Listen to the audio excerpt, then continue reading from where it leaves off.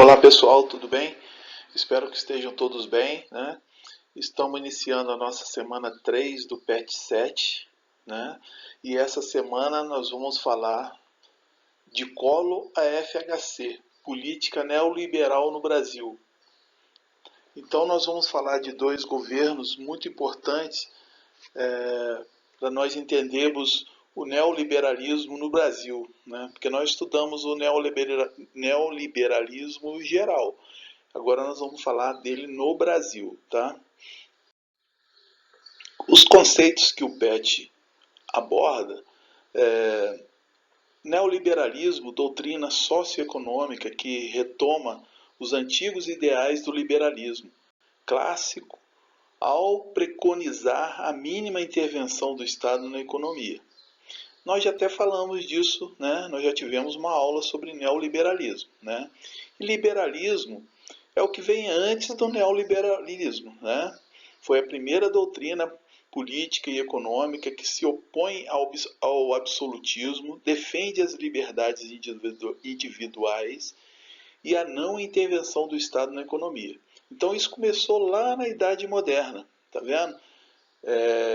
E hoje nós estamos revivendo esse sistema, essa doutrina econômica, né, com o nome de neoliberalismo. Impeachment também é um termo que a gente já ouviu falar muito, né, no dia a dia aí do Brasil principalmente, né? Palavra de língua inglesa cujo significado é impedimento. Processo de cassação de mandato feito a partir de uma denúncia-crime contra uma autoridade. Então, no Brasil, nós estamos cheios de processos de impeachment correndo por aí, né? Presidentes da República, outros tipos de impedimentos, né? Que estão sendo julgados por aí, tá? Então, esses três conceitos são muito importantes para a gente entender a política atual brasileira. No Brasil, né, nós tivemos três governos, né, que podemos dizer que foi o início do neoliberalismo, né? É o governo Sarney, em 1985 até 1990. Né? Nesse governo, o neoliberalismo começou a ganhar contornos de plano de governo e de modelo de Estado. Então ele começou a querer implantar algumas medidas neoliberais, né, que estavam se falando naquele momento. O Brasil passava por uma grave crise econômica, né, naquele período. Depois nós tivemos o governo Collor, que começou em 1990 e terminou em 92. Por quê? Porque ele sofreu um impeachment, né? Então, ele não chegou a concluir o governo dele, mas ele acelerou o processo de neoliberalismo no Brasil. Ele tomou várias medidas, nós vamos ver quando a gente falar só sobre o governo dele. Ele tomou várias medidas que implantou, né, acelerou aquele processo que já estava sendo especulado no Brasil. E depois nós tivemos o governo do FHC, que esse sim, ele cumpriu 2 mandatos, né, de 1995 até 2002, e ocorreu a radicalização do processo. Então, no governo do FHC quer dizer Fernando Henrique Cardoso, tá, pessoal? Então, durante os governos do FHC, colocou em prática essa política neoliberal. Nós vamos entender por quê. Fernando Collor de Mello, né? O governo Collor foi o primeiro governo eleito diretamente pela população brasileira após a ditadura militar. Tá? Então tinha muitas esperanças, muita expectativa em cima dessa eleição. Tal.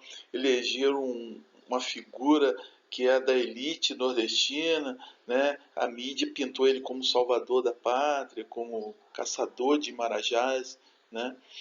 E aí o governo dele foi muito discutido, foi muito agitado, tanto na economia quanto na política, né?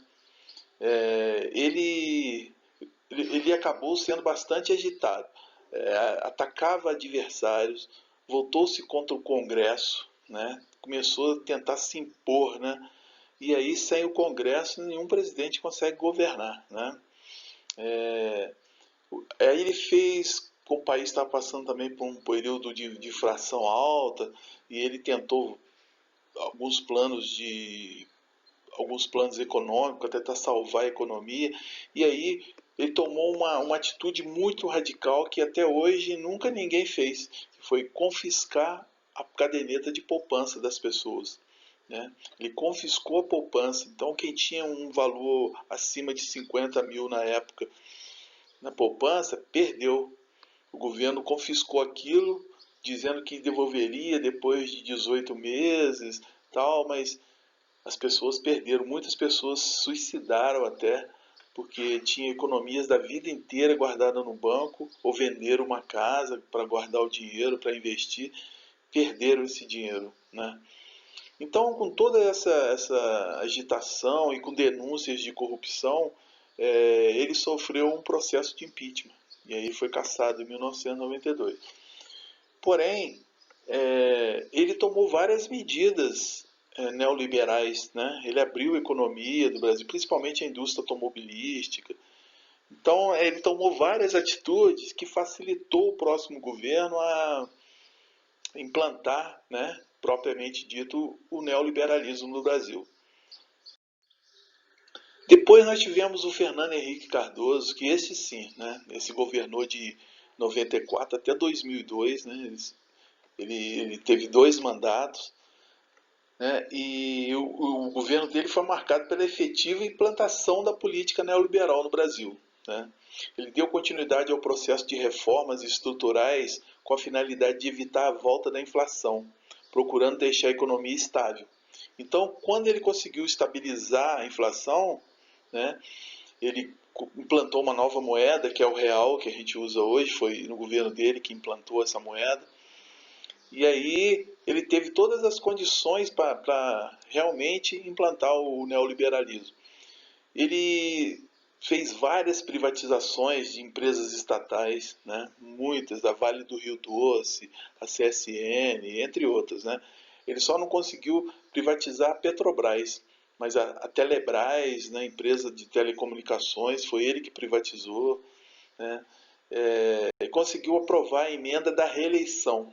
Olha, isso foi muito importante, porque ele foi no governo dele, ele comprou deputados, ele gastou dinheiro, investiu lá no Congresso para poder ser reeleito, né? Porque naquela época não podia o presidente se reeleger. Então ele votou, conseguiu que o Congresso aprovasse a lei, a emenda de reeleição. Né? Conseguiu controlar a inflação brasileira, entretanto, durante seu governo, a distribuição de renda no Brasil continuou desigual.